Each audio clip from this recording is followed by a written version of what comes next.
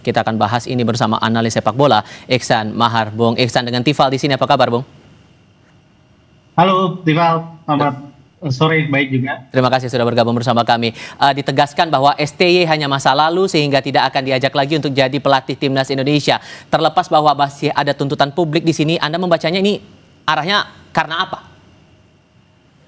Ya, jelas bahwa sudah ada keputusan kontrak Januari kemarin bahwa PSSI memang sudah memutuskan untuk tidak lagi sejalan dengan Coach Sinteyong, dan itu juga adalah keputusan yang sangat sulit sebenarnya kalau seandainya PSSI seperti menjilat ludahnya sendiri untuk kembali memanggil Sinteyong. Di sisi lain juga beberapa kolega yang saya bicara dengan teman-teman di Korea Selatan memang juga mungkin dari sisi Sinteyongnya terbuka, tapi beberapa orang sekitar Sinteyong seperti para agennya itu mereka juga akan berpikir sangat panjang dan juga tentu akan memberikan persyaratan-persyaratan yang jauh lebih kompleks dibandingkan pada perpanjangan kontrak 2 tahun lalu. Jadi tentu dibandingkan PSSI harus bergelut lagi dengan Sinteyong, di saat tambah lagi federasi memang terlihat sudah tidak lagi sejalan dengan program dan juga secara pribadi dengan Sinteyong. Dan ini juga menurut saya keputusan yang bisa dikatakan bisa bijak dengan keputusan sekarang.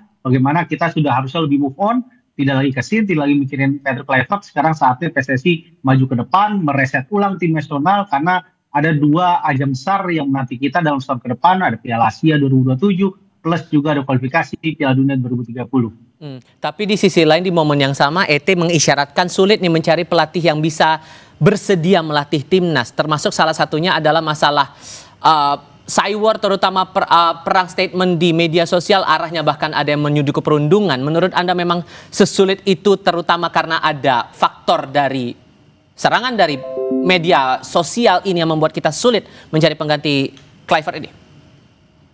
Ya, tentu juga jadi pertimbangan karena sebelum Patrick Kluivert memberikan persetujuan untuk bertemu dengan Pak Erik pada 25 Desember tahun lalu untuk berbicara prospeknya menjadi calon pelatih timnas saat itu, beberapa nama seperti kayak Van Bronckhorst dari yang juga kita kenal sebagai salah satu pelatih muda berprospek di Belanda juga menitikberatkan hal tersebut. Bagaimana tekanan di Indonesia sangat besar, fansnya memang sangat fanatik, tapi di sisi lain itu juga bisa menjadi bumerang ketika gagal memenuhi target, dan itu dialami sendiri oleh Patrick. Tidak hanya Patrick merasakan, Alex Pastoor dan juga Denis Lazaat yang punya nama cukup baik dalam sisi manajerial di Belanda sana sudah merasakan itu.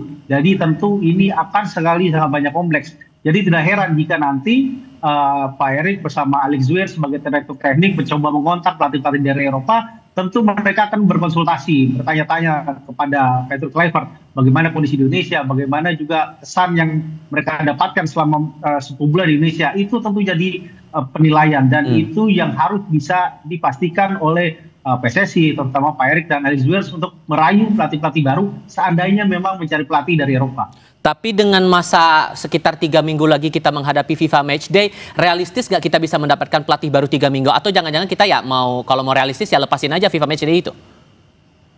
Ya, idealnya memang seperti yang Pak Karalu saya sebutkan bahwa FIFA Matchday November ini sudah tidak lagi bisa dikejar oleh timnas senior. Saatnya di sini diupayakan bagaimana tim U23 asuhan Coach Indra Safri untuk bersiap menghadapi SEA Games bulan depan. Jadi meskipun nanti namanya tim senior ataupun tim U23, tetap yang paling realistis U23 untuk bermain di November nanti. Yang harus paling ideal untuk timnas senior jelas penunjukannya adalah di bulan Januari nanti, seperti Coach Patrick alami di tahun lalu. Kenapa di bulan Januari? Karena melihat sekarang masih ada waktu kurang lebih 2 bulan untuk mencari, terutama sekarang kita punya Alex Zwier yang punya track record sangat baik untuk mencari pelatih yang pernah dialami bersama Jordan pada 2019-2025 awal. Dan itu sudah ditunjukkan oleh Alex Zwier. Tadi juga Alex Zwier juga bilang bahwa banyak hal yang dipertimbangkan. Dia mengesampingkan dulu asal negara calon-calon ini, dia melihat dulu sisi teknis, dia lihat dulu sisi strategis, sampai dia lihat dulu bagaimana cakapan para calon-calon ini untuk melihat prospek strategi jangka menengah dan jangka panjang PSSI ke depan. Jadi ini yang harus kita empatkan pemahaman, pengalaman Alex Zwier untuk memilih pelatih ketika dulu di Jordan, dan waktu 2-3 bulan ini sangat efektif. Setidaknya Januari kita paling ideal untuk punya pelatih baru, karena setelah itu persiapan untuk menghadapi Maret dan hingga setahun ke depan untuk persiapan menjelang Piala Asia. Dari sekian banyak nama itu, singkat saja yang potensinya cukup kuat menggantikan Kluivert menurut Anda siapa?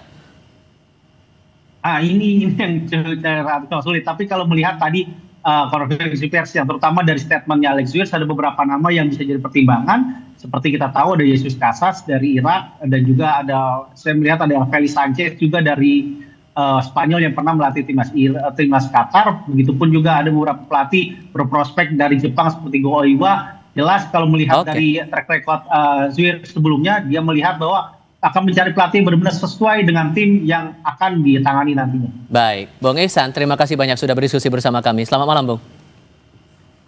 Malam.